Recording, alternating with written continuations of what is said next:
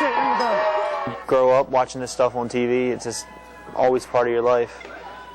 You just love it ever since you were little, and then you finally get old enough to actually take part in it, and you find out there's plenty of places around here where you can work and get involved in it. All right, Shane, take him out of the corner, come on. Take him out of the corner, come on. As a professional wrestling referee, I have to maintain order in the matches. You know, make sure there's no foul play involved, or, you know, watch the time limits, things like that. 1, 2, 2 count, 2 count. How dangerous is it? I've been hit plenty of times. A lot of bumps and bruises, hurt legs, hurt arms, you know. Just not as big of injuries as the wrestlers usually get, but you get some bumps and bruises. What do you say, Chris? Chris, what do you say? He says no. Says no. How did you get your training? I trained up in Chambersburg, up at a wrestling school with a guy that used to be pretty big around the area named the Mighty Biggs. Most of the stuff I learned as a referee, I just learned from watching old videotapes, or, you know, learning from the professional guys that you see on TV like Earl Hebner. Just watching old matches of him and seeing the things he does and his hand signals and how he keeps order in the ring and all that. That's basically the majority of your training.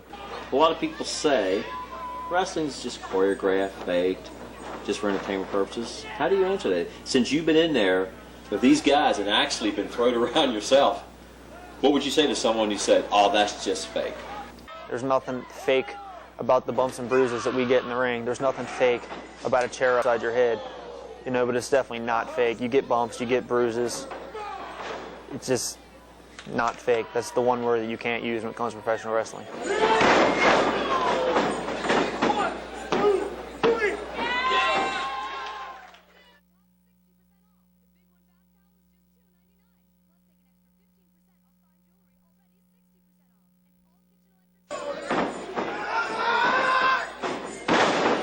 I see us expanding to do shows in Hagerstown, Maryland, Ocean City, Maryland, Delaware, West Virginia. Just expand out.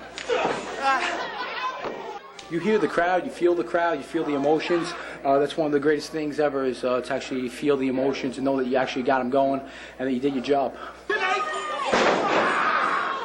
There's something that I always liked as a kid, being 5 years old, and like the excitement, like the crowd, and something I want to do with my life. I wanted to be a wrestler since I was about 8 years old.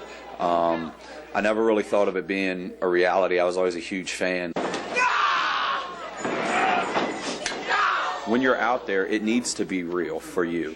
You know, yes, you're not trying to kill the guy you're wrestling, and you're not trying to injure him. The best way it was ever put to me is, you should believe what you're doing, because if you don't believe what you're doing, why should the people? The action in the ring, I can guarantee you, is 100% real. I've had separated shoulders, jammed to broken fingers. I've had a lot of injuries that would contradict the statement fake, as some people would say. Summit Wrestling Association, ran by Mike Pryor, one of the honest promoters I've ever, probably the most honest promoter I've ever worked for around this area. So he started Summit Wrestling Association in October of 2005, and mainly it was because he wanted to bring Roddy Piper in. No other promoter had, had the guts to bring in Roddy Piper. This is the guy that makes dreams come true for young people in this part. He's a promoter, he's honest, which is very unusual, and he's giving these guys a chance. You're not a fan favorite. That's great. A lot of the guys, they want to work for Vince, go to WrestleMania. Tonight was my WrestleMania.